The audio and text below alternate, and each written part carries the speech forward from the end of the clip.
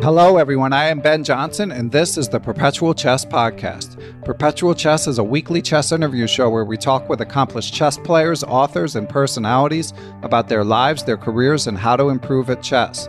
Perpetual Chess is brought to you through the generosity of its Patreon and PayPal supporters and by Chessable.com.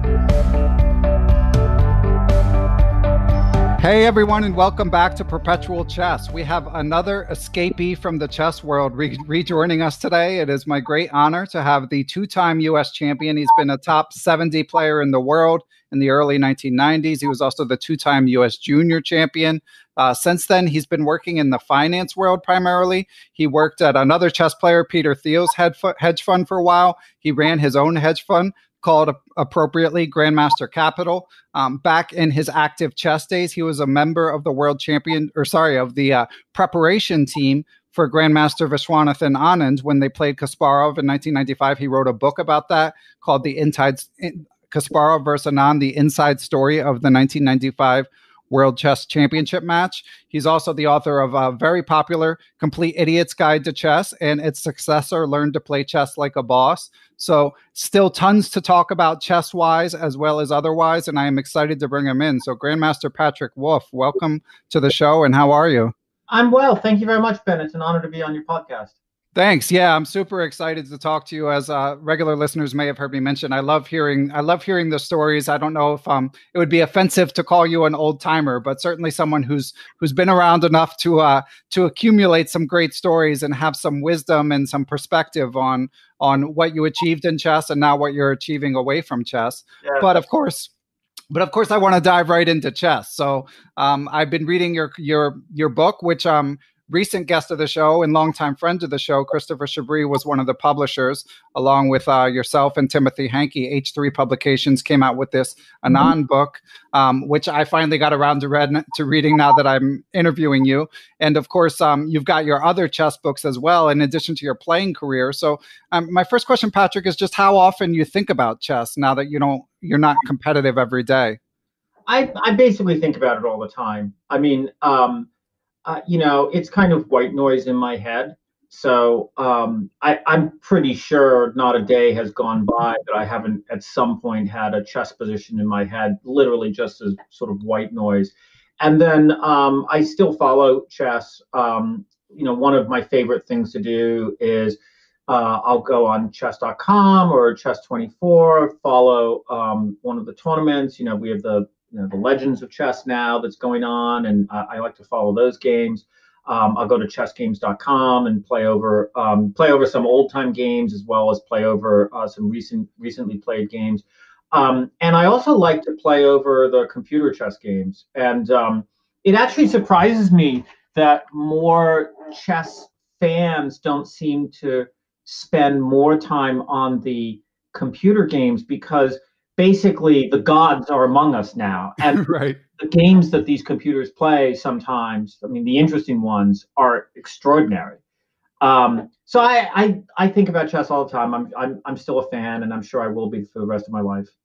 Glad to hear it. And of course, you've been rumored to play some internet blitz over the years. Is that something you're still active in? So yeah, the problem for me for playing online blitz is it's basically like giving a crack addict just unlimited supply. So I first had this problem in 1999 at the Internet Chess Club, back when that was the place where everyone played. And I had graduated from college finally. I was working, my first full-time job as a management consultant. I was working sometimes 60, 70, even 80 or 90-hour weeks at times. It was, very intense. And, from time to time at my desk, and late at night, like I just lose an hour or two playing chess. And eventually I just had to take it off my machine. And from time to time, I'll wander back in and I'll play. And I'll play sort of semi-obsessively for a period of time, and then I'll just take it off my machine again and stop. And the problem for me now as well, of course, is I'm just not as good as I used to be, and it's kind of painful because I know I have some idea of how I used to be able to play chess, particularly sort of in my best years, and I'm sure I'm at least 200 elo points weaker than I used to be. Not just because my openings suck, but also because I'm just not as sharp, anywhere near as sharp tactically and so forth. And so I love the game, but it's painful for me to play when I know I'm just not playing at the same level I used to be able to. And in order for me to get back to that level, well, I'm sure I couldn't get all the way back because at 52, and by the way, I heard your interview with Chris Chabris, who's a dear friend and a great guy and super smart. And the whole sort of fluid versus crystallized intelligence. Without his knowledge of cognitive psychology, I've had a similar type of theory about chess for a long time. And I know at the age of 52, like I've lost a fair amount of fluid intelligence, and probably my crystallized intelligence isn't as good as it used to be either. So okay, I probably couldn't get back to that level, but in order to get back to some sort of fighting shape, I'm sure it would take several months of just completely focused effort. And since I wouldn't be able to get back to the same level anyway, and since I've got lots of other things I want to do, I'm never going to do it. So I think at this point, I'm mainly a fan. But you've summed up the aging chess player's dilemma so well there. I mean, most of us are coming at it from a lower level than you, but yeah, it's quite the conundrum. I mean, you can still work on chess just for enjoyment, but I mean, I think especially having been as strong as you were and achieved as much as you did, I can understand why you've thought it through and just realized it's not meant to be. It's not meant to be. It's amazing to me, by the way, that Anand has managed to stay at the level. I think finally in the last couple of years, we've really seen sort of the decay, right? And he reminds me at this point a little bit of Karpov, sort of 27, 28 years ago, I think, when he was sort of beginning his decay. But I mean, Vichy, really, I mean, his second world championship match against Carlsen, he came within a hair's breadth of actually making it an even match. I mean, it's very impressive how Vichy's kept it going. I don't know how he does it, but of course, I've spent my whole life not knowing how Vichy does what he does. So why should this be any different? Right. Yeah. I mean, it's interesting. We kind of always, there's a lot of folklore associated with Vichy being sort of a singular genius, but I wouldn't automatically assume that means he's going to age differently than everyone else. But whatever it is he's doing seems to, I mean, even as you say, maybe he's slowed down a little bit, but still, if you control for age, he's as strong as anyone. Oh yeah. I mean, it's very, very hard in your late 40s to, I mean, Victor Korchnoi was some sort of freak of nature, right? And sort of leaving him off. I just don't know anybody who was able to sort of, Vasily Smyslov, I remember, had like a really amazing sort of golden period late in his life. But even that wasn't at the same level. And Vichy, I think, basically kept at the, I mean, I don't know exactly, but until the age of maybe 47, 48, he was probably about as good as he had been at his prime. It was pretty extraordinary. Yeah, absolutely extraordinary. And reading your account of your time with Vichy, I mean, it was just fascinating. So for listeners, one thing I'd like to add is, so this book, Kasparov vs. Anand, the inside story of the 1995 World Championship match, I hadn't read it previously, not really by design, just one of those chess books that kind of slipped through the cracks. So but Christopher Chabris, who Patrick just mentioned and listeners probably know, he actually has the PDF posted online. So without guilt, listeners can go download it and read it. And I definitely encourage you guys to. There's some great living history in there. But in the meantime, Patrick, could you talk a little bit, like walk us through your relationship with Vichy? I know that you guys had your first encounter in your teens. Yeah, that's true. Okay, so I first met Vichy at the World Junior Championship in Finland in 1984. So I'm pretty sure that's right, because I won the U.S. Junior Championship in 1984, and that's what your book said. So yeah, so I think it was later that year. Well, that I remember, but I think it was later that year I went to the World Junior Championship and did all right, nothing special, and met this young Indian kid who at the time was himself nothing special in terms of his ability, but was just obviously incredibly talented. And I actually won. I think that's my one and only tournament game victory against Anand. It was kind of a nice game, but and I remember the post-mortem because he was just blitzing out variations, and I think he played the entire game in 15 minutes or something like that. But that was the first time we met. We then we met again at another World Junior Championship, and it's possible we met some other time between there. But I remember the World Junior Championship in Baguio City in the Philippines, and that was 1987. Again, I won the U.S. Junior Championship that year, went and played. That was the year that Vichy won, and I tied for third that year. I think I got fourth on tie breaks behind Serper, if I remember correctly.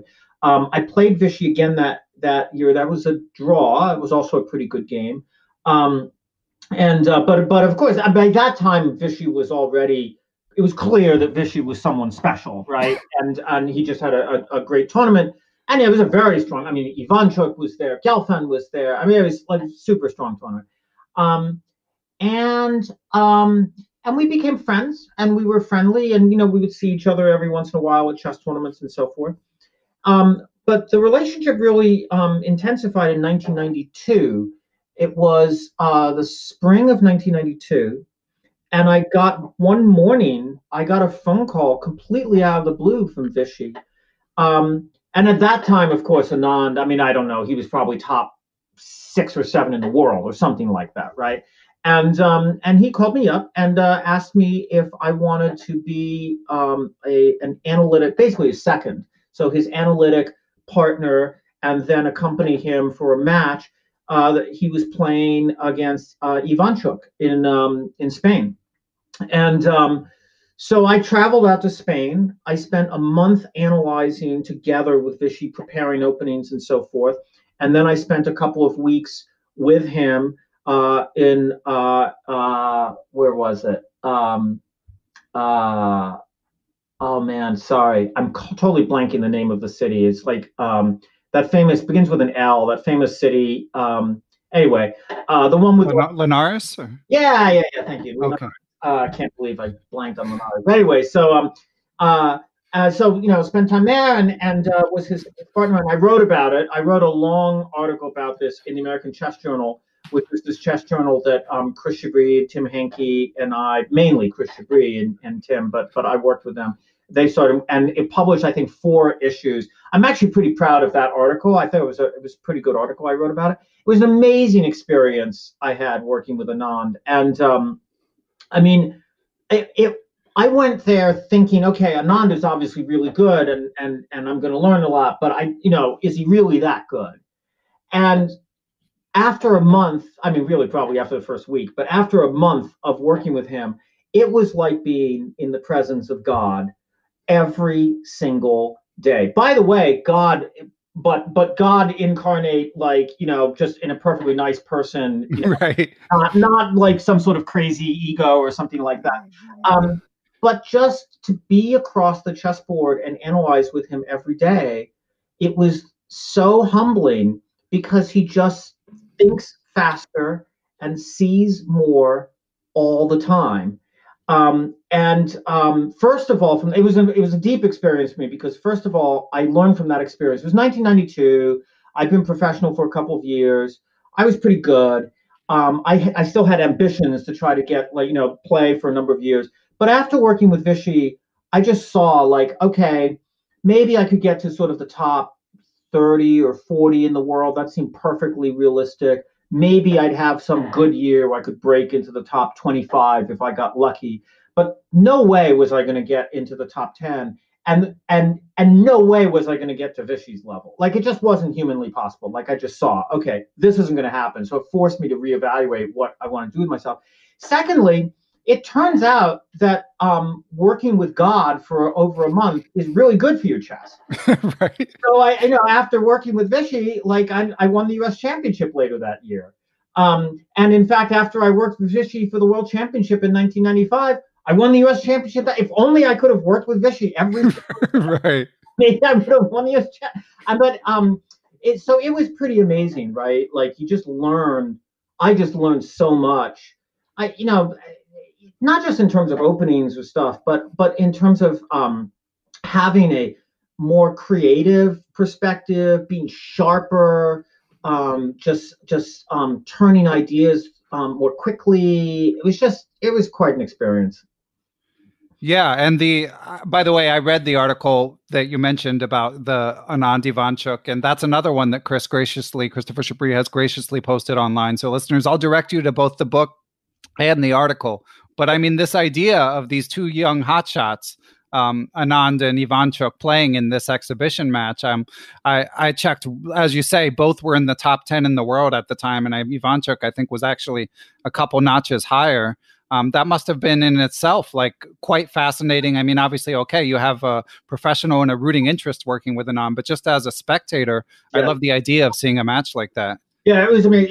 It was amazing on so many levels. I mean, I told you about what it was like to work with Vishy, but also the depth of the opening preparation was really impressive, and it was very effective opening preparation. We used a lot of the ideas. Well, I should say, Vishy used a lot of the ideas in his match against Ivanchuk. It was also very interesting to see the psychological aspect of it. I think that match was important for Vishy in terms of his growth.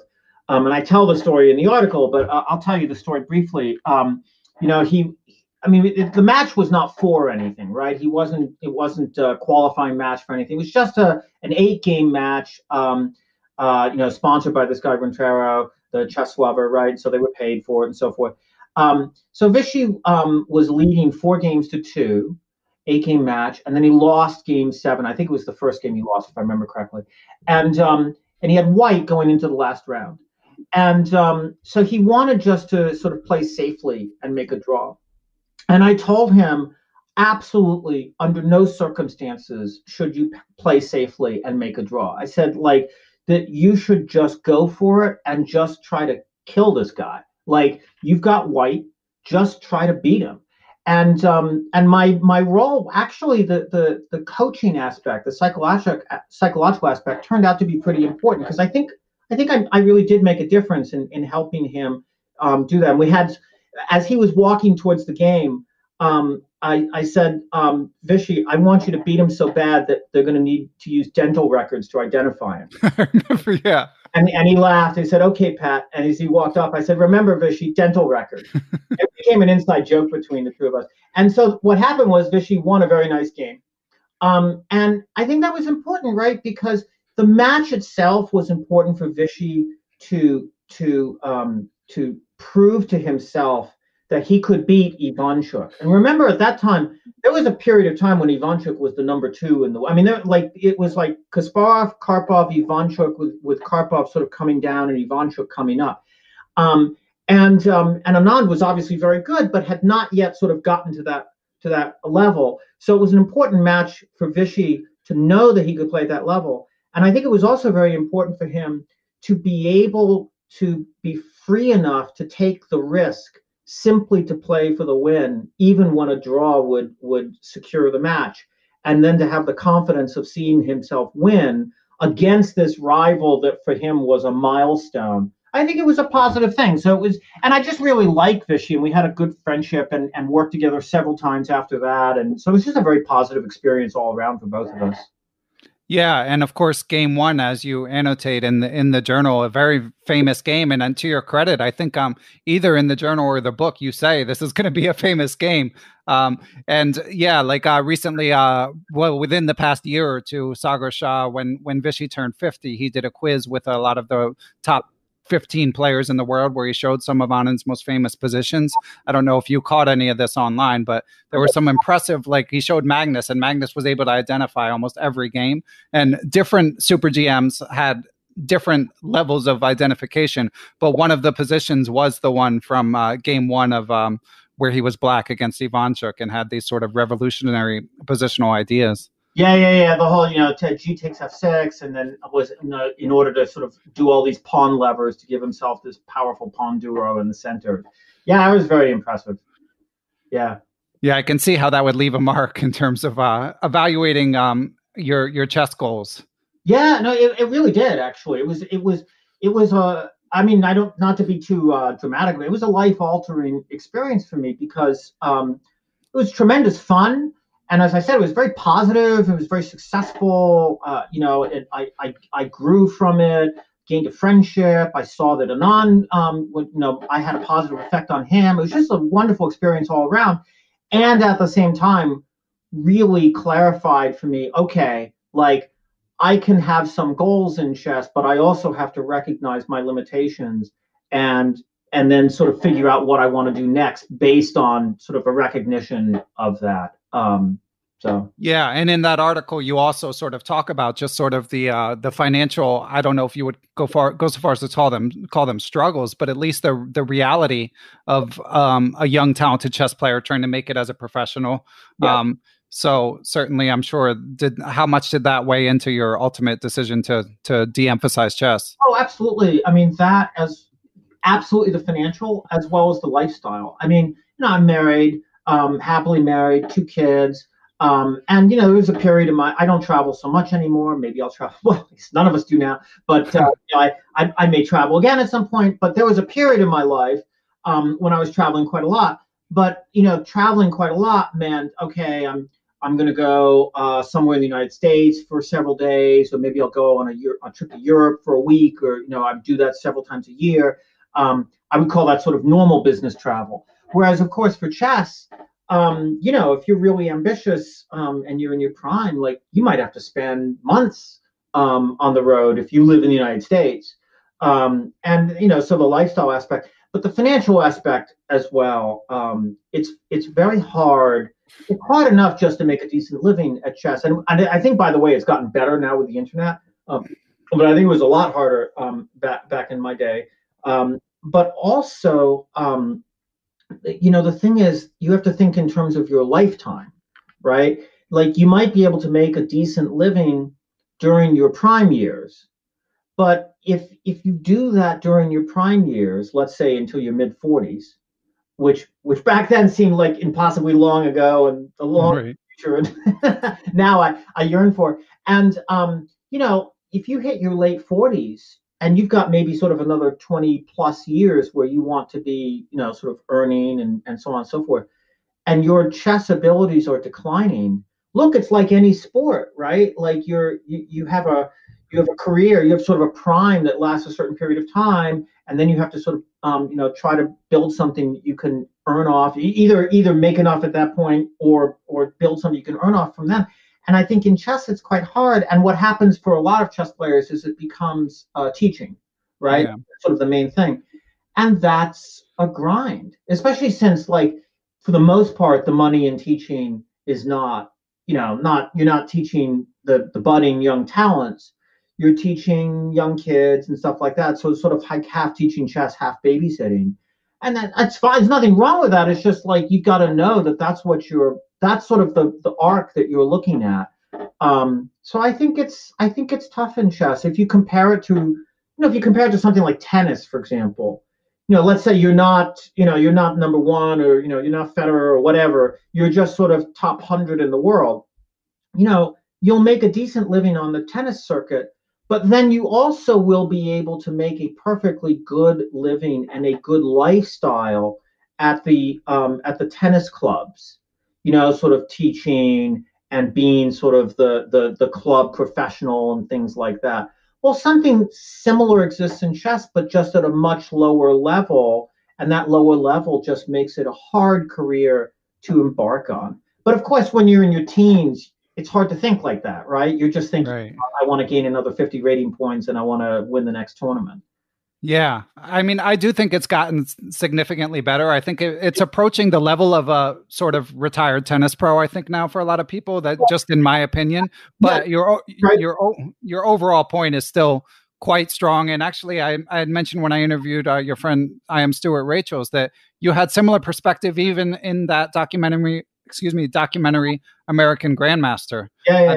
I don't know how old you were for that, but you spoke similarly about sort of evaluating chess as a career choice. Documentary about the Kasparov match? Yeah, the Kasparov Simul. Yeah. That was fun. Yeah, no, my observation is that things have gotten much better for online. And by the way, I think there's a lot of potential for chess because of computers and online, which I hope we'll get a chance to talk about later. But just sort of purely the ability to teach online. The lifestyle is much better. You're able to reach more people. I think that's right. Like, and you can carve out a perfectly decent lifestyle and living doing that. Yeah, but nonetheless, I mean, when you're young and you're setting a career path, I mean, you're not going to have, like, especially here in the United States, where you've got to worry about fun stuff like health insurance. You're never going to have that. So that was a big deal. Of course, now with the Affordable Care Act, for anybody who's listening outside the United States, like the United States has joined the rest of the modern world, and pre-existing conditions can no longer prohibit you from being covered. But I actually had a leaky heart valve, which was diagnosed 1990 or something like that. And I eventually had my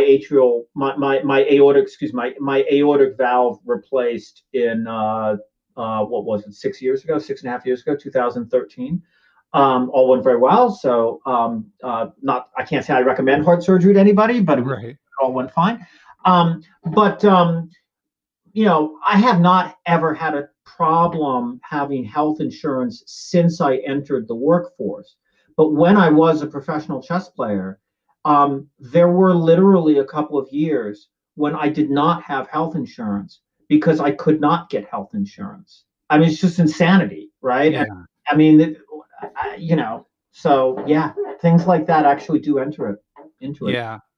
Well, bringing it back to the chess board experiences, you've told us a lot of the Vichy stories, but I have to hear a little perspective on the 95 match itself. I mean, in New York City, famous historic chess match, Anand being the young upstart taking on another god, Kasparov. So what was it like being part of that team?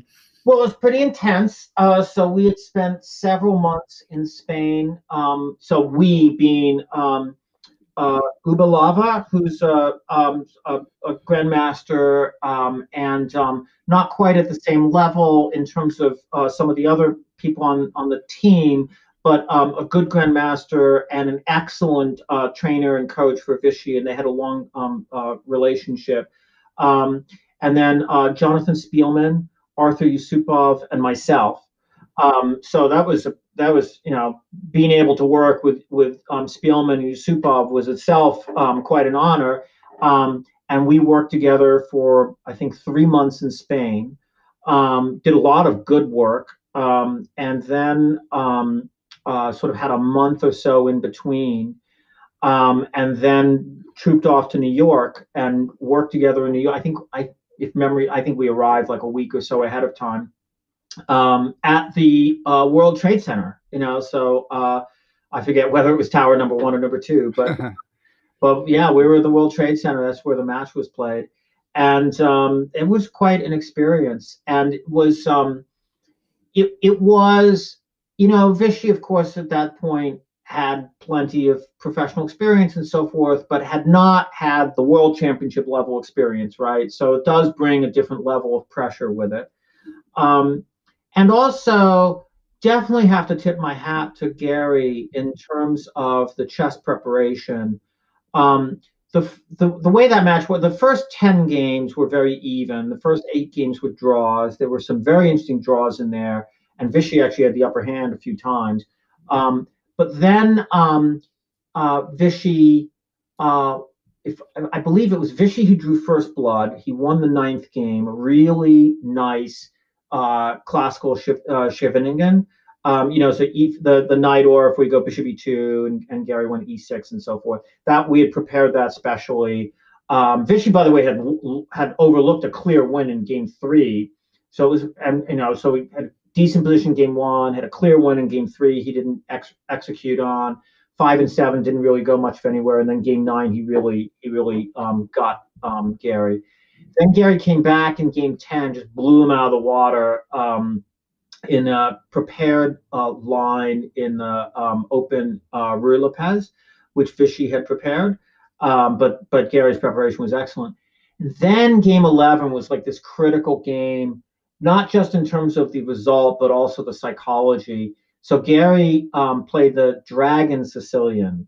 And to my knowledge, Gary never played the Dragon Sicilian after this match. Maybe he played it somewhere, but I think this was like the one time and he had prepared it specially, and he had clearly seen that Vichy's preparation for the Dragon had this hole in it where, and it was a line that Vichy and I had both been playing actually with some real success. But Gary had identified, actually, this had been known for decades that Black had a way of equalizing, but it had sort of been lost to the sands of time. And Gary, resuscitated it and equalized out of the opening. But he didn't like completely equalize. And he offered Vichy a draw, and Vichy turned it down because he still had a slight edge. Very slight, but still something to play for. And then there was just this terrible double blunder where in this relatively equal endgame, but still Vichy had this slight advantage, Gary blundered a pawn. And it didn't require much to see it. And if Vichy had executed correctly, he would have had a pawn up endgame, which I analyzed in the book, and I think it was drawn with best play, but for sure gave some practical chances. And instead, Vichy blundered in return and allowed a basic combination, which Gary saw, and then that was the end of the game. And the result was kind of shattering for Vichy. He held a draw with Black in the next game, in game 12. Tough opening, but fought very hard and held the draw.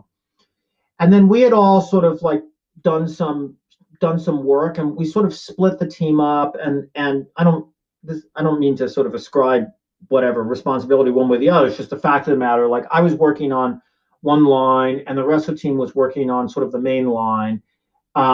And so I was sort of put to work on this auxiliary line with castle's queenside instead of bishop c4 in the main line that Vichy never ended up playing. And so Vichy played this sideline that they had decided like would be a way for him to try to get a small edge. He played the sideline, and he didn't play it terribly well. And he got sort of, it was equal, and then he was worse, and then he was much worse, and then it was over. And I think like that was just to lose with White in that way was just ugly. And then with Black, he shook it up. At that point, he played the Scandinavian. We had prepared this. John and Spielman and I, in particular, had worked together to help prepare that for Vichy. E4, D5, E takes D5, Queen takes D5, right? Knight C3, Queen A5, that way. These days they go Queen D6 more, but play Queen A5. And he actually got a slight edge with Black fairly quickly out of the opening, but he burned a lot of time.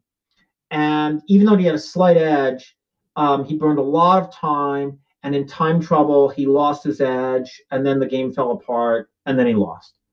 And so in the space of 4 games, like game 11, 12, 13, 14, he went from having a real edge that he could have pressed in game 11 to a loss, to a tough draw, a loss that was just really ugly. And then in game 14, he could have, again, he had real chances with Black, but he just lost the thread and fell apart. And so it was really this very quick psychological unraveling, which I write about in the book. And to Vichy, and I did not know at the time whether Vichy was really going to be able to grow through that and come out of it. And I was coming to the end of my professional career. I was already back at school. I was at Harvard. I took a semester off to do all this stuff. But once I finished writing the book and I played the U.S. Championship again and so forth, and I won. But like afterwards, I went back to school, and I was already sort of towards the end of my professional chess playing arc. And so I was in the book, and I knew that when I was writing the book. And so I didn't know whether Vichy was going to be able to grow through it. To his great credit, he really did. And it's quite interesting how it took him another dozen years before he finally was able to sort of consolidate the world championship title, decisively beat Kramnik, who himself had beaten Kasparov some years before that, right, in 2001, and then defend the title successfully several more times before, of course, finally losing to Carlsen. So he had a tremendously successful career. and had the fortitude, which I was always very proud of him for, had the fortitude to grow through that very, very painful period, that compressed 4 games where he just really cracked and knew that he cracked and had to put himself back together afterwards. Okay. Yeah. Yeah. It's amazing living history you're telling. Yeah. And we had a question from a supporter of the podcast, Jan Schmidt, that I think you mostly just answered. He said, does he think that Anand missed a real chance to dethrone Kasparov in 95? Or did Anand simply make too many unforced errors, especially of a psychological nature? Or was the time not yet ripe for him to be world champion, sorry. Definitely number 2, probably number 3. I think, people always, it's interesting how there were stylistic matchups in chess. And I think Gary was always a tough opponent for Vishy. And, I could speculate why, but I think just empirically, Gary was just always a tough opponent. Whereas Kramnik was not a tough opponent for Vishy. I mean, obviously very good player, but not sort of a tough opponent the same way. But Kramnik was a very tough opponent for Kasparov. And I think, like, in Gary's mind, he somehow expected that Kramnik was going to be the one to beat him. But Gary never believed that Vishy was going to be the one to beat him. And he was right. And then Vishy beat Kramnik. So it's funny how it comes full circle. Yeah, yeah. And Kramnik, of course, somehow this had escaped my attention previously, but Kramnik was helping Kasparov with that match, right? Yeah. Yeah. Huh. So tight knit at the top, even though there might be personal dynamics where everyone's not best friends. I mean, it's such a small circle. Yeah. I mean, look, there's very few people who can, when you're at that level, to find someone to work with. I mean, look, Arthur Yusupov and John Spielman are obviously great players. I mean, great players. And they had, I know, because I talked to him about it, they had the same experience with Vishy that I did, right? Of just like, oh my God, I'm in the presence of the mind of God, right? Well, if you're God, humans get tiring after a while. Right. Probably want to work with another God, and there's only a small handful of them. So, That's amazing. Okay, well, yeah, it's awesome. I mean, I could hear you tell Vishy stories forever, but I want to hear about your own career as well, Patrick. So, when you say you think about chess every day, which is nice to hear, what about how often do you think about your career? Think about some game you played, or like a highlight winning, whether it be the junior or the U.S. Championship? How often do you reflect on those achievements? Some. I mean, it's I don't go around thinking about my best games every day. I'd say it's there, and I'm proud of it, and I'm happy for it. But I tend to think forward as opposed to back, and so I'm more immersed in the chess that's happening today. That's what really sort of grabs me. But every so often I'll go through an old game that I played that I enjoyed playing. So I'm definitely. Do you turn on an engine when you do that? No, no. And actually, one of the great tragedies of my life is I had all my games and my analysis on an old machine that blew up, and I lost it. So I still have my shoebox, and I still have a lot of those games, but all the work that I put in while I was a professional, annotating my own games, all the opening books that I built, all that stuff is lost, and it's just sad. But yeah, it hurts just to hear it. Yeah, it hurts to brutal. Well, speaking of engines, I want to hear more, because you gave this amazing talk, and not that long ago, actually, at St. Louis Chess Club, about chess and AI. So that's what I'd like to ask you about. But first, Patrick, I'd like to take a break and hear from our friends at Chessable. Know your classics. Later in this interview, you'll hear Grandmaster Patrick Wolff talk about how he became a GM by studying the former world champions. There's lots of ways to study, but one of the most efficient ways to do so is on Chessable using their Move Trainer technology. It tests you and helps you assimilate the patterns. You can begin with inexpensive courses like Chess Immortals Wilhelm Steinitz or Strategy Training Bobby Fischer. There's even a new course on his endgame play coming out by Magnus Carlsen himself. Whatever you choose to study in chess, chessable.com can help you out, and their Move Trainer technology can help you remember.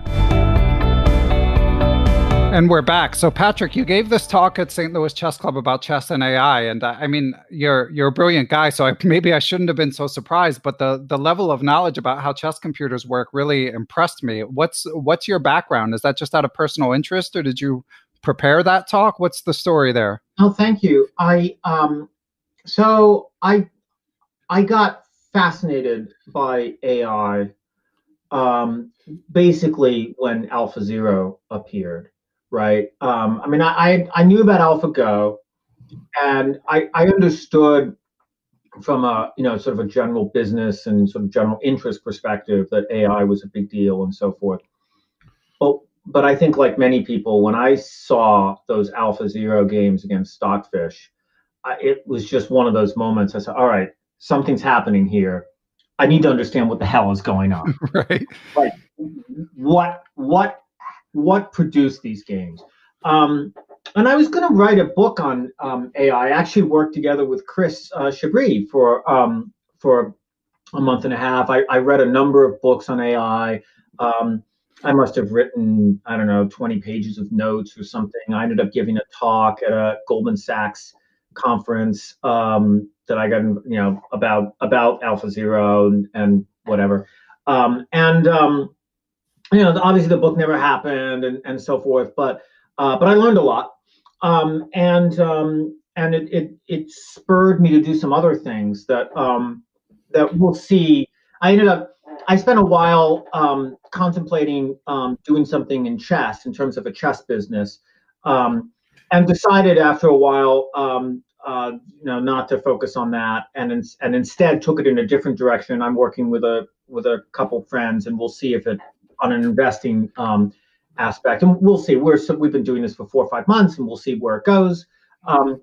But the long story short is, I spent some time really teaching myself about AI, and in the Learn to Play Chess Like a Boss, right, the successor book to the Complete Idiot's Guide series, the one big new piece that I did for that book was I thoroughly updated the chapter on computers and chess, and I inserted an entire segment on AI, and how AI works and how it works for chess and so on and so forth.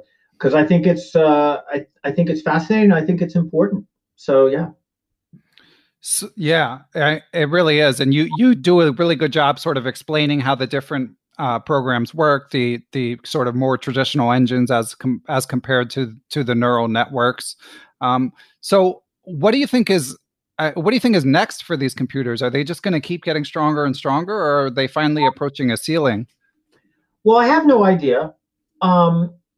It's interesting. One of the things I discovered when I wrote the chapter on the Learn to Play Chess Like a Boss, is that the chapter on computers and chess, it turns out that every decade computers have gotten about 400 elo points stronger. And I mean, it's really weird. Like, I don't know why that should be the case, but you can pretty much draw a line back, and if we can just talk it through for a minute, this will make sense. So you remember David Levy? Mm-hmm. Remember.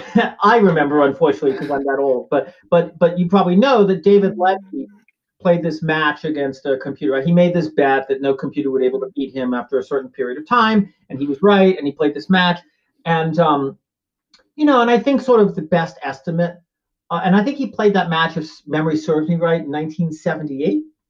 And I think like people estimated that the computer was probably 1900, 2000 level. This is pretty good actually for 1978, right? David Levy won, but the match wasn't a joke, right? Like, they were real games, but David Levy won because he was an international master. All right, so that's 1978, right? So the before there was Deep Blue, there was Deep Thought, right? And Deep Thought, I remember Deep Thought playing in this open tournament in 1988, I think, and losing a famous game to Walter Brown, but beating Alex Fishbein. And by the way, the game against, just apropos of nothing, but it's really funny. In the game against Alex Fishbein, it got down to a rook and bishop versus rook endgame, the computer having the rook and bishop. And at some, you could watch like the terminal, like what it thought of the position. And at some point, it saw like force mate. And when it saw force mate, it said search terminated on the screen. Which I just thought was a really funny like metaphor. But anyway, so like, so deep thought in like the late 1980s, probably about 2400, roughly speaking. Well, Deep Blue comes along like, roughly 10 years later, right, against Garry Kasparov. And I think people would generally agree that Kasparov didn't play his best in that match, and in the match he lost, I mean, right? And so probably a little bit weaker than Garry. But, maybe at that point, the computer had sort of a 2750-ish rating. By the end of the decade, probably 2800. Well, 10 years late, so that's like the end of the 1990s, right? So at the end of the 2000s, by that time, computers are pretty decisively better than human beings, right? You've got like Hydra that like played this match against Michael Adams and crushed him 6 ways to Sunday, and all the Fritz was beating Kramnik and stuff like that, right? So by the end of last decade, probably sort of like 3200, and I think this decade, what we're seeing, I mean, probably already Stockfish is sort of like 3500, and then Alpha Zero, I think they were estimating this a couple years ago, maybe Alpha Zero is sort of like 3600. So weirdly, it does seem like computers have been getting roughly 400 ELO points stronger every decade. Now, does that have to stop? I guess eventually it has to stop. You would think, yeah. I don't know, though. I just don't know. And I don't know whether anybody knows. I mean, I don't even know how you would try to extrapolate that. Like, but they're getting better. I don't think there's any reason to think that the AI algorithms have been maxed out. There's still a lot that you could feed into those, and the hardware keeps getting better. I don't know, man.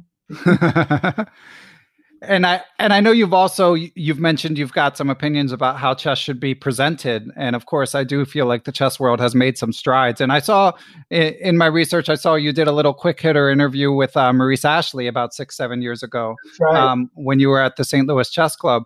And you actually mentioned that even back then you were saying that you felt like there was a paradigm shift coming in terms of how chess could be presented. So I was curious, has any of what you envisioned happened? And if not, or if so, like what do you think the future has in store?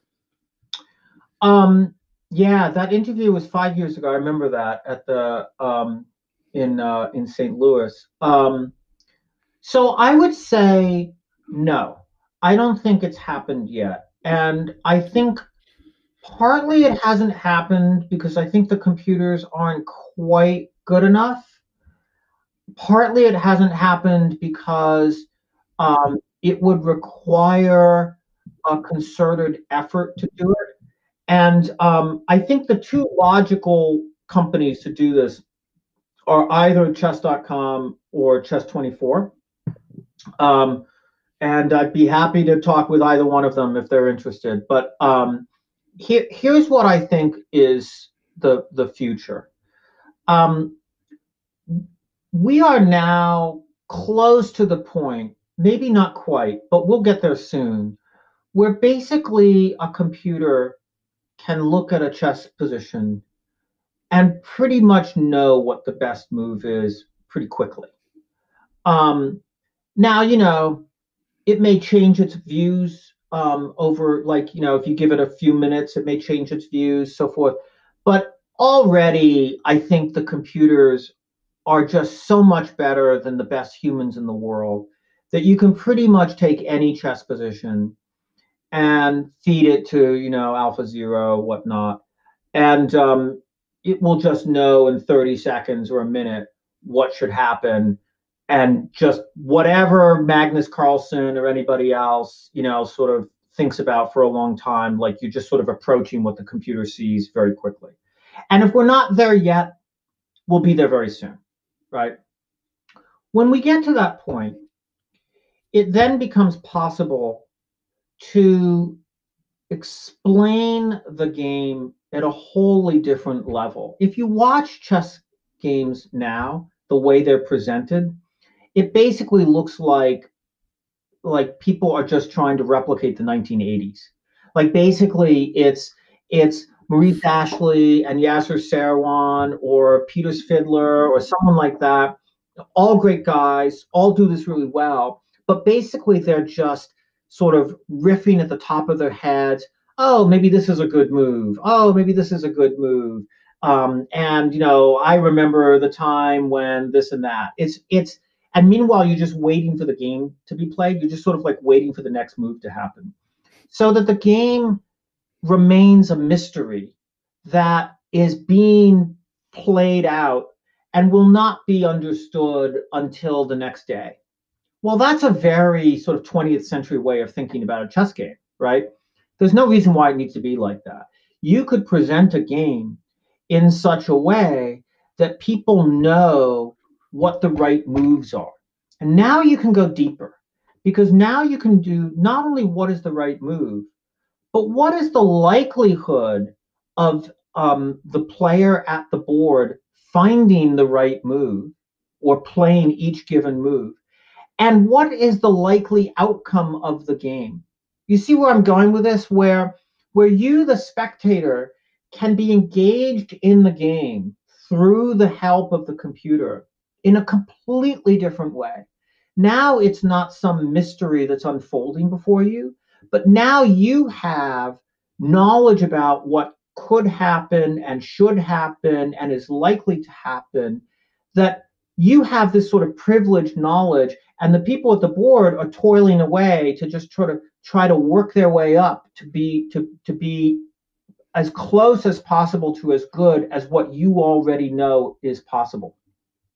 Once you have that, not only can you follow the game in a wholly different way, you can also start to wager. You can start to bet, right? And so now you can be playing with other people following the game to wager on what's happening in this mystery that you already have sort of solved for you. And now you're sort of doing these higher order, like, oh, well, I think Magnus Carlsen is 70% likely to win this game, so I'm willing to bet $100 in order to get $130 back or something like that. And someone said, no, I think this or that. I mean, you can sort of play on top of the game in all sorts of ways enabled by the computer. Now, this would take a lot of work. This is what I spent some time trying to develop, and decided after a while, it was too hard, and I had other things to work on. But I'm convinced that there is a real potential to gamify chess in this way. And the companies that should be doing it are either Chess24 or Chess.com, because they've got the data set to do it. They've got the user base. I think you could really do some exciting and interesting things with it. But it's going to take the vision. It's going to take a commitment to it. And also, it's possible we're not there yet. It may be that we're still sort of a few years away, but I don't think we're more than a few years away if we are. And I think it's quite possible we're there. I think it would just take dedicated programmers and some upfront investment. Like, I think it would require a Silicon Valley type startup structure to do it, but not a crazy amount. I think it's very doable. And I think if you did it, not only could you do it for chess, I think you could do it for other games. I think you could create a really fascinating new form of entertainment here. Interesting. Yeah. And of course, live sports betting, everyone talks about its increased primacy. And I know they've got the real-time algorithms now. It's a lot of it here in the States comes down to the legality in different places. And again, it's all shifting in one direction. There's going to be like, this is just happening more and more. So yeah, I think that I thought about this a lot during the 1990s. Like, why does chess have such a problem sort of reaching the same level as other sports? And I think that one of the reasons, I think that in some sense, the fundamental reason is, I don't know, like, what's your favorite sport? What do you like? I like the NBA and baseball. Okay, there you go. So NBA, baseball. So you don't have you can't shoot a free throw. You can't dunk the ball. You can't do what LeBron James or anybody else can do. You can't throw a fastball, hit a fastball the way they can do it in Major League Baseball. But you can appreciate it because you know what needs to happen, and if you're into it, you can know what the statistics are, so you can know what's likely to happen. You can do fantasy sports on top of that. You can bet on it. You have all of the ability to do it because your ability to anticipate and understand is in no way tied to your ability to play. And that's the problem with chess. Ah, that's a good insight. Yeah. The problem with chess is that those abilities to do those things are so intimately tied to your ability to actually play. But what computers do is they allow us to sort of lift that out, right? And so it takes work. Like this isn't easy. Like this would take concerted effort. But I am thoroughly, fundamentally convinced that this is now doable with computers. And someone someday is going to do this. And, maybe in 4 or 5 years, I'll come back to it and I'll try to do it. I'd love to work with somebody if somebody's interested in, because I've thought about this a lot and I have some ideas about what it would take to make this happen, not just in terms of what needs to happen, but how you bring the resources together. I'm convinced that there's a real opportunity there, but it needs to happen, and hopefully eventually it will. Well, I appreciate that you're willing to share the idea, that you're not just hiding your intellectual property. Well, I mean, anybody can have an idea. You have to actually make it happen. But I'd love to see it happen. Like I said, I'd love to work with someone if anyone's listening to this. I'd love to work with someone to make it happen because I think it's a real opportunity. Okay, so if anyone wants to reach Patrick, I don't know if you'll share your info, but if not, they can go through me, and I'll make sure that my email address is patrick@grandmastercap.com. So okay. You can repeat that. That's fine. Great. Yeah. And I'll put that in the show notes as well. Yeah, it'll be interesting to see. I mean, I do feel like they're like chess.com was just saying on Twitter the other day, there's one of these sites that ranks the most visited websites. They cracked the top 300 in the world. Wow. And their traffic has something like doubled during the coronavirus. So I do feel like the sites chess24 and chess.com are just getting better and better at presenting chess as a product. But I see what you're saying about how you could raise the level of engagement significantly. And obviously people love to bet. And that's something that my friend Greg Shahade, like he's designing the fantasy. They are doing fantasy, especially on chess24 right now. And Greg's the one designing the pools. And I do think that helps. But as you say, that might be just the tip of the iceberg. Oh, I think there's just such tremendous potential. And if you look at the way computers are used to present chess, you can just see like it's decades behind. The presentation is decades behind what the technology enables, right? It's just waiting. The potential is waiting to be unlocked. And also, by the way, like I have no idea how much better computers get at chess, but I'll stake everything the computers keep getting better at chess, right? Like we know which way that curve is going. So you're hopping on board something that's trending in all the right ways. That's a really good point. It'll be interesting to see. So when did this idea first occur to you? When did you start to think about it? I think I really started. I mean, like I said, I've been thinking a lot about this since the 1990s. I mean, there was a time when I was sort of in the circle of people that Gary Kasparov had who were trying to professionalize chess. I remember the Grandmasters Association. I definitely remember the Professional Chess Association and all of that stuff. So I thought about it a lot. And, Intel is a sponsor of the World Championship match with Kasparov and Anand. They actually ended up producing like a 1 hour, I think, ESPN show, if I remember correctly. But again, like this was all like basically trying to take like soccer and put it on and treat chess like soccer and put it on TV. It never worked. And so I thought about this stuff a lot during the 1990s, but I never had this thought, because computers weren't at that level. I think it was just being here in Silicon Valley, enmeshed in this world. I forget when, but like somehow over the subsequent 20 years, like these sort of wheels were turning. And I had this thought when I was, this interview with Maurice Ashley in St. Louis. And then like 2 years ago, it sort of like clicked. I was like, yeah, I bet you could really do this. And like I said, I spent several months really sort of exploring it. But yeah, so I think the potential's there. That's kind of how the evolution was for me. Okay. And when you talk to your friends and colleagues around Silicon Valley and in the finance world, what is their perception of chess, just generally and as a business entity? Well, I think the general perception of chess, no big surprise, right, is like people think if you're really good at chess, you must be really smart. I don't try to disabuse people, right? but that's sort of the general view. I think people think chess is really neat. There's a lot of interest, again, no surprise to you, a lot of interest in kids learning chess because this, it's prestigious, and if my son or daughter learns to play chess well, it gives them a leg up in the world somehow. I don't know, but I think there's sort of that idea. So I think like chess has that very positive halo around it, and there's a lot of people who play chess and just like chess, So I think there's definitely that.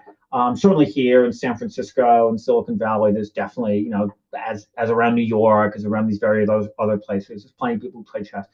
I think as a business, that famous joke, a horse that can count to 10 is a remarkable horse, but not a remarkable mathematician. I do not. Yeah, well, it's the same sort of thing with chess, right? I mean, like, if you create a business out of chess, like, you've done something remarkable for chess, but not necessarily something remarkable for business. So, I think like as a business, people are interested in chess as a game. Let me put it. Yeah. But, I think there's a lot of potential, and I think chess as sort of the example par excellence, but all these mind games, I think the computers and the internet are just so good for them. And I think we're still just scratching the surface of what we can do from an entertainment perspective. And chess has a very rich history, and it's a great game. It's, as we all know. So there's a lot there. Okay. And a sort of related question from a friend of the show who's actually been on the show, I am Kari Christensen, who is around your age. And he wrote in to say, he said, having Patrick as a guest brings me down memory lane as I met him in London 1986 in connection with the World Championship match, Karpov versus Kasparov #3. I believe he also played in some of the tournaments arranged alongside the match. We discussed and analyzed some interesting lines in the Najdorf.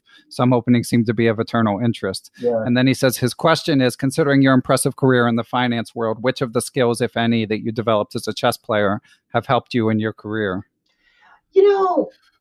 It's so one way to answer this, and this will sound slightly snarky, but I think it's an important point to make, which is, if you want to get good at something, you should do that thing, right? So nobody thinks that the best way to become a great basketball player is first get really good at hockey, and then use those transferable skills, right? Like the way to get really good at basketball is to play basketball, right? The way to get really good at, music is to do music. So it's always funny to me to think that some people think like, oh, well, you got really good at chess, so that must mean you're really good at right.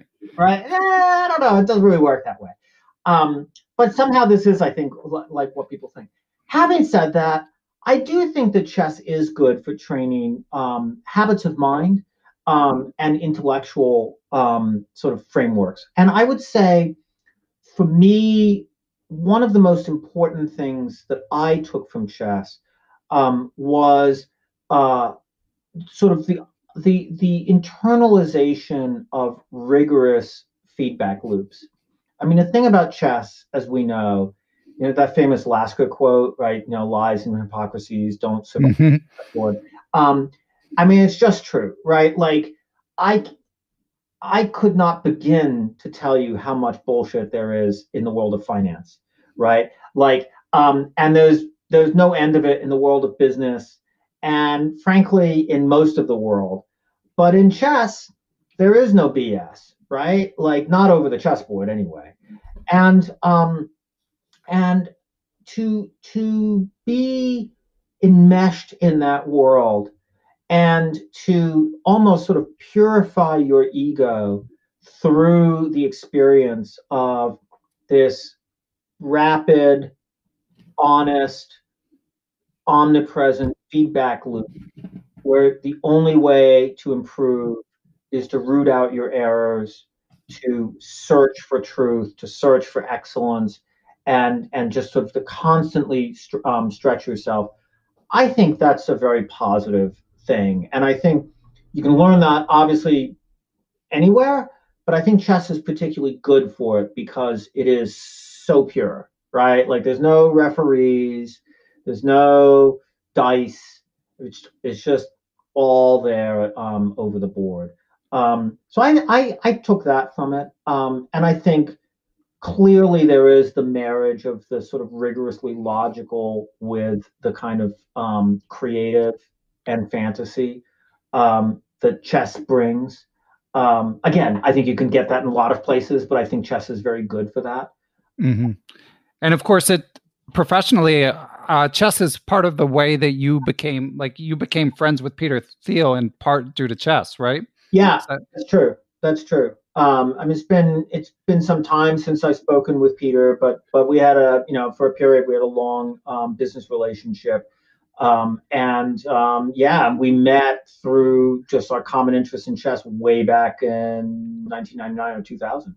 Yeah, so I guess it can open some doors professionally just in terms of the network you develop too, although there aren't that many Peter Thiels running around. Yeah, no, that for sure is true. I mean, again, I think there's a lot of people who like chess. There's lots of people in the New York finance world. There's lots of people in finance world generally, and then here in San Francisco and Silicon Valley in the technology world. Again, I think there are lots of things you can do to there are lots of networks to tap into, but chess certainly has its own, and it's been good from that perspective. Yeah, and you did one or two blindfold chess things at the famed Berkshire Hathaway, Warren Buffett, and Charlie Munger's. 15 actually. 15 of them? You did it 15 years straight? Wow. I did 15 years straight. I think there was 1 year that I was slated to do it, but I couldn't go because my wife's father had passed away, so I had to go to his funeral. But other than that, from 1999 to 2004. And you can read any one of Warren Buffett's letters to the shareholders back in those years. 1999 to 2014. Okay, 15 years. You can, like I said, you can read the letters to the shareholder, and he says something to Patrick Wolff. He'll be playing All Comers Blindfold, so forth. So it morphed into a 6-player simultaneous blindfold exhibition. My first year was 1999. My last year was 2014. I won most of my games. I probably lost out of 6 times 50. Well, 6 times 14, I should say, as opposed to 15. So let's call it 84 blindfold games.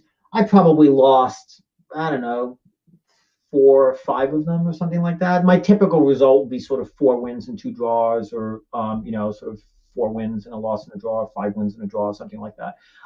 Again, some decent. I mean, some of them were beginner level, maybe like D players or C players, but some of them, were A players or experts and masters. So it was fun. It was tiring. I remember every time I would finish, I would just sort of be bathed in sweat, and I would be working very hard. And I finally stopped in 2014 because I wanted to stop before I went off the cliff. Right. I come 1 year and lose 4 games or something. And it's actually, I mean, obviously it wouldn't be fun for me, but it actually, I think, wouldn't be fun for the spectators either. I think what's most fun for the spectators is if you win most of the games, but lose or draw 1 or 2 of them, right? Because then they know that oh, he's really good, but someone got him. That's somehow the best. And of course, from my perspective, winning all of them is the best outcome.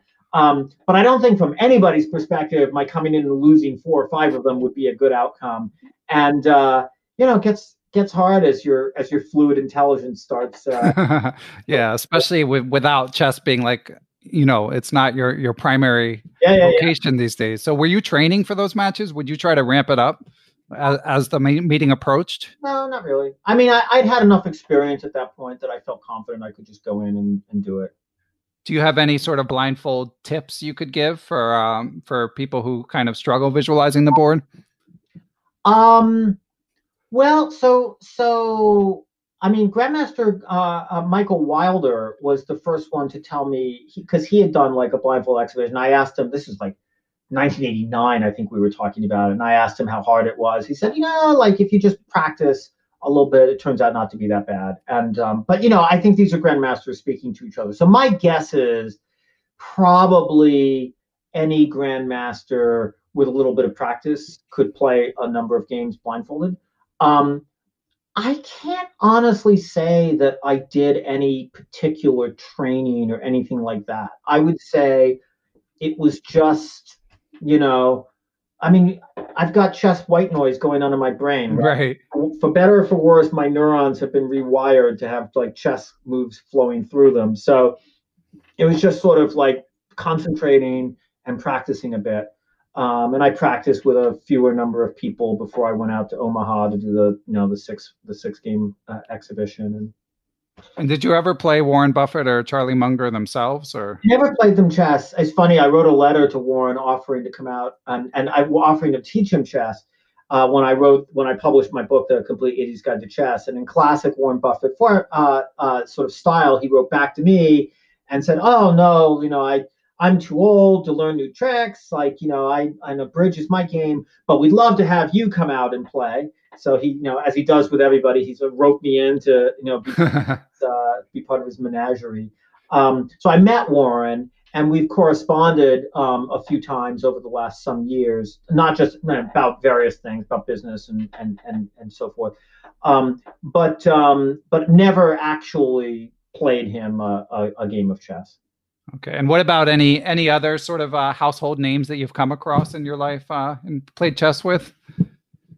Well, I mean, Ken Rogoff is kind of a household name. He's obviously he's very good. He doesn't count. Another grandmaster doesn't count.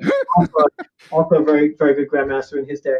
I don't know. I mean, obviously Peter Thiel. Right. I don't know. I don't have good famous person chess game stories. Yeah, sorry. That's okay. That's okay. You've given plenty of good insight and stories. One other thing, Patrick, before we let you go, you also talked in one of the things I read, I believe it was your book, in the introduction to the book of the Kasparov Anand match. You talked about you told the story of learning to play chess when you were a young boy, but then being introduced to my 16 memorable games at the age of 8. Yeah. And I recently, along with my friend Donnie Ariel, did a podcast talking about that book. So I just wanted to get your firsthand perspective of what it was like to come across that book. And if you have any other books that were equally formative for you, I'd love to hear you discuss them. Yeah, absolutely. So, well, I don't think any other book was as formative as my 60 memorable games. I mean, I was given that book as an 8-year-old. My parents, I mean, they didn't, right? They just were looking for something to give me, and they knew I liked to play chess. And I played through every game in my room, over my chessboard. Had them all memorized at some point. So, that book was deeply fun. It's because of that book that I'm a 1E4 player. For better or for worse. I mean, I really expanded. I played a nice game against Stewart in the 1992 U.S. Championship, actually, where I played D4 because I knew he was going to play the Queen's Gambit accepted, and I prepared a nice line and won that. So I'm Vivek Rao. I once played Knight F3. So every so often I've deviated, but for the most part, I've been a religious E4 player. It's really because of Bobby. Yeah, that book, I would say, well, first of all, the voice in that book is really engaging and honest and clear. I didn't know it at the time, but of course, is very much thanks to Larry Evans, right? Who edited that book pretty deeply. So I think actually I didn't understand what Bobby Fischer's voice really was until many years afterwards, which is good because there's a lot of unpleasant stuff in Bobby Fischer's sort of personality that kind of got filtered out. But the games were really interesting. The analysis was really deep. I mean, that when Fischer had this was one of the things I think that's really interesting about that book. You can contrast it with someone like Kasparov, for example. Kasparov goes deep all the time, and that's great, and it's fascinating. I mean, I'm a huge fan of Gary, and I'm a huge fan of the books that he's written. But when you go deep all the time, it doesn't teach you when you should go deep. You know what I mean? Yeah. In that book, in My 60 Memorable Games, there are moments where he goes very deep because it's necessary to understand what's happening and because it's the only way to tell the story. And then there's a lot of other times when he just goes deep enough. And I think there's a clarity to that I think is not widely appreciated, but I think is pretty profound. So I think that's one thing about it I really like. There is, he tells enough of the story of each game, and he tells it not just from the dry perspective of what happened, but oftentimes he'll say what he was thinking. Like I like this famous game against Trifunovic where he's like, I almost played this, but it seemed like things were getting too quiet, and suddenly I realized he prepared a track. Like that sort of thing. Right. And it's just really engaging. The game against Byrne, where the amazing game, right, where he goes knight takes f2, knight g4 check, and knight takes e3, and then instead of taking the rook on d1, he takes the knight on g2, and then he plays d4, and like white's up a piece for a pawn, and it doesn't look like it should be that bad, but there's just but the king is just naked. There's just no way to defend it. I mean, it's just an amazing game, right? Not only is the game amazing and the analysis is really fresh, but the way he tells the story is funny and engaging. Now, I don't know how much of that is Larry Evans, right? But like this, the famous they thought they thought in the analysis room that White was winning until he resigned, right? Right. Yeah. Like it's just so captivating. Like, yeah, that book is really something special, and I think there are other amazing books that have been written that one can easily compare to that as being as worth reading and so forth. But there's nothing of quite that genre, that level of clarity and sort of somehow the right level of engagement with the games, deep when it should be, clear otherwise. Like that book is really something special. So yeah, it had a profound impact on me, as so many other people. When I was younger, I read The Art of Attack in chess. That had a big impact on me. Pawn Structured Chess, the Hans Kmock book. I don't know if you pronounce his name right. And also Andy Soltis wrote a couple books I really liked. Also about pawn structure. Maybe his book was called Pawn Structure Chess. Yeah, Soltis's book was called Pawn Structure. Yeah, okay, Pawn Structure Chess. I forget what the Hans Kmock book is. Pawn Power, I think. Yeah. So, and then also Soltis wrote this book, The Art of Defense in Chess, which I thought was really nice. I always loved reading the books by the world champions. And actually, when I would teach people, one of the pieces of advice I would always give, and I continue to give this advice, the best books to read are the game collections by the world champions. Just, whether it's Alekhine or Botvinnik or Tal, Fischer, of course, Kasparov, just given us like this incredible feast of books, like his his modestly titled My Great Predecessors collection is an amazing series of books. My God. All these books are just incredible and so worth reading. When I was younger, I read the Tall book, really affected me deeply. I read Alekhine, I read Bavinnik. And then the Bronstein book on the 1953 candidates, Zurich candidates tournament. That was a big one. I read that one backwards and forwards. Great book. So all these books, so whether they're tournament books or game collections written by the truly great players, there's so many of them. And I think like that plus openings and end games will get you so far in chess. You've got the true classical education. Yeah, well, there's we're lucky in chess. We have a tremendous literature as well. Yeah, it's really fun. Yeah, I hope that people like Magnus, I mean, obviously it's great that we have so much more access to the thought processes of the top players, but I hope that they just write a physical book too. I hope that it's not just like videos and stuff like that, because it is a great legacy. It is a great legacy. Yeah. I mean, of course, it is also true that computers allow us to, I mean, I think Chris on your podcast was talking about the sort of the Gambit app that allows him to, yeah.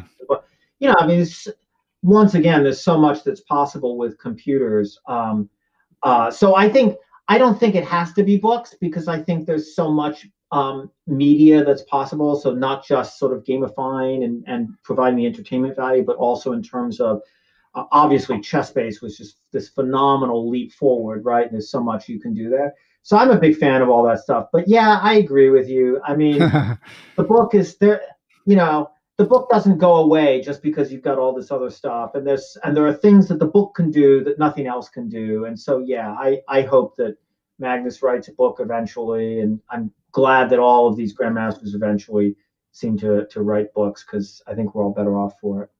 Yeah. Okay. So Patrick, one more question if you're up for it. We've got one more from a Patreon supporter. This is from my friend Neil Bruce, who says he's a huge fan of your Complete Idiot's Guide to Chess. He thinks it's the best first chess book for a novice. Thank you. And he asks, have you thought about writing a new book for intermediate or advanced players? No, I think the time for me to have done that would have been the late 90s. And that's very nice. Thank you. I put a lot of work into the Complete Idiot's Guide to Chess when I wrote that book in 1997. And I'm pretty proud of it. I think it is a good book. I mean, of course, there are plenty of good basic chess books, but I think that's a good one. And I think that would have been the time for me to try to write a book for the intermediate level, because I was really sort of into it then. But it was at a time in my life when I was writing my senior thesis. I was taking the LSAT, did not end up going to law school. I ended up going to consulting instead, and I was had a full course load at Harvard to finish up. So I was and during that time I was writing the Complete Idiot's Guide to Chess. So I was a busy boy, and at that point, I didn't have the sort of the energy to do that. But I don't know. To be honest, I don't know whether I would have had anything to contribute. I mean, I wouldn't have. Let me put it this way: I wouldn't want to write a book like intermediate level. Sort of like these books we were talking about, for example, that Andy Soltis wrote. I wouldn't wanted to write one of those unless I felt like I really had something to say. In many ways, whether it's like sort of the art of attack in chess or pawn power in chess or sort of, the pawn structure chess, I think in many ways, these books are even more impressive because they're really interesting books by good grandmasters, right? Not world champions, but good grandmasters who really have something interesting to say. And I don't think I ever had that. I think what I did have was the articles I wrote for the American Chess Journal. I'm proud of those. And the book I wrote about the World Championship match, I'm proud of that. I had something to say. And, it's not the most original thing. Like, you're a second for world champion, and so you write a book about it. But I thought it was a good book, and if I'd had something to say, I could have been motivated to do it. But at this point, maybe I'll find a way to help professionalize chess. And if anyone's interested, I'd be happy to talk to them about it. Like, I think that's the way that I could contribute to chess at this point. I think. Yeah, it sounds like you've got some great ideas. So any another washed up grandmaster. Great. Well, Patrick, was there anything else you were hoping to get in during this interview? This has been quite a treat. Thank you. It's been quite a pleasure. I've really enjoyed it. No, I'd love to follow up sometime in the future, but I think I'm glad you're doing this. I think this is a lot of fun. I certainly enjoy the podcast. I hope people enjoy this interview. Thank you. Yeah, I'm sure they will. And yeah, it's a lot of fun for me too. So thanks so much. Again, we'll link to your book and your articles and your email address for anyone looking for that stuff. Also, your talk at St. Louis Chess Club, which I highly recommend. So yeah, a lot more that you guys can absorb from Patrick. But in the meanwhile, I really appreciate your sharing your experiences. Special thanks, as always, to my producer, Matthew Passy, and thanks to those who continue to help spread the word about perpetual chess. Positive reviews on podcast platforms like Apple Podcasts, glowing comments on YouTube help people discover the show, as does telling a friend or sharing it on social media. Speaking of which, you can follow me on Twitter. I'm at BennyFischel1, or join the Perpetual Chess Facebook group and continue the conversation about the latest interview. Sometimes the guests even weigh into these discussions. The Perpetual Chess Instagram page is back in action, so lots of ways to stay engaged, as they say. But most of all, of course, I want to thank those who provide financial support to the show, especially right now with all this COVID craziness going on in the world. Most of all, I want to thank Chessable for sponsoring the show, and to everyone who kicks in via PayPal or the Perpetual Chess Patreon page. I also just put up a little donate directly link on the Perpetual Chess webpage where it says donate. But again, if you're not in a position to donate, I'm happy to have people listening and just enjoying the show. So without further ado, I'd like to give thanks to the people who help make Perpetual Chess possible. I would like to give thanks to the following people and entities: Chessable.com, Quality Chess Books, the Capital City Chess Club, the Apprentice Twitch channel, Andrew Alhaji, Andrew Bach, Austin Clough, Benjamin Porteau, Bill Sigler, Kathy Carr, Chad Oliver, the Chess Central's Chess Blog, Chris Flanagan, Dan O'Hanlon, Danny Davidson, David Schreiber, I am Dimitri Schneider, I am Eric Rosen, Faraz Sawaf, Gary Foreman, Greg Harst, Greg Nattel, Greg Shahadi, Guven Manet, James Kennedy, Jens Green, John Jernigan, John Rockefeller, John Cromarty, John MacArthur, Kelly Palmer, Kevin O'Callahan, Lucio Casada Silva, the law offices of Stuart Katz, LeelaAnalysis.com for cloud-based Leela engine analysis, Michael Can, FM Michael Oblin, Mike Zelazny, Mr. Mike Shahadi, the famous Mr. Dodgy, Peter Zodi, Reuven Fisher, Seattle Chess Club, Stephen Martinez, Thomas Stanix, Thomas Tachenko, Todd Bryant of Strong Chess, Todd Kennedy, Wayne Beam, and I also would like to thank the following: Aaron Waffler, Ace Vallega, Adam Ralph of ChessEngland.com, Adrian Gutierrez, Alex Pejas, Andy Ryerson, FM Andrei Terakov, Dr. Andrew Perry, Anita Deer, Barry Hessian, Better Chess Training, Bill Juniper, Bill Moran, Brad and Andy Rosen, Brett Howard Lynn, Brian Mullis, Chad Hilton, Dr. Charles Snodgrass, Chris Wainscott, Christopher Baumgartner, Christopher Chabris, Chris Lott, Christopher Wood.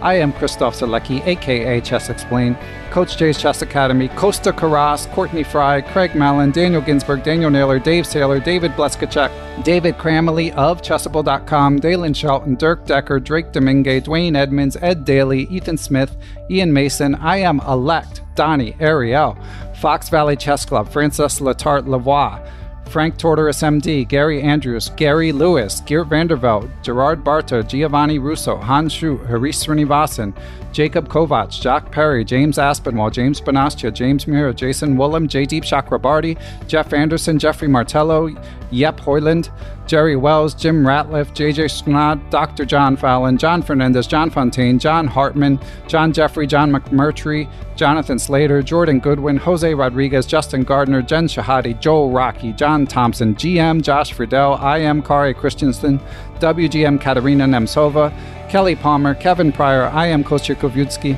Krishna Gopalakrishnan, Kyle McAvoy, Larry Ryforth, Laura Boyowski, Martin Knudsen, Martin Krug, Matthew Passy, Matthew Tedesco of SeattleChessMeetup.org, Mechanics Institute Chess Club of San Francisco, Michael Allard, Michael Hudson, Miguel Arispide, Mike Clem, Mitchell Fabian, Nate Solon, Neil Bruce, Nigmat Mulajanov, Olaf Mueller-Michaels, GM Pascal Charbonneau, Pasi Passanen, Paul Bain, Paul Clarkson, Paul Sweeney, Paulo Santana, Peter Lux, Randy Temple, Ricky Grijalva, Richard Hallenbeck, Robert Turner, Roy Yearwood, Ryan Berg, the Say Chess YouTube channel, Scott Doherty, Scott McKinnon, Sebastian Finsterwater, Shane Unger, Stefan Roller, WGM Tatyev Abrahamian, Tim Brennan, Tim Seymour, Timothy Ha, Tom Edsel, Tomas Komanich, Tony Rotella, Tyrin Price, Vishnu Srikumar, William Brock, William Juniper, William Hogarth, William Peterson, FM Zhao Cheng of Chess1000.com, and last but never least, Zhivko Storyanov. Thanks for listening, everyone. I will catch you all next week.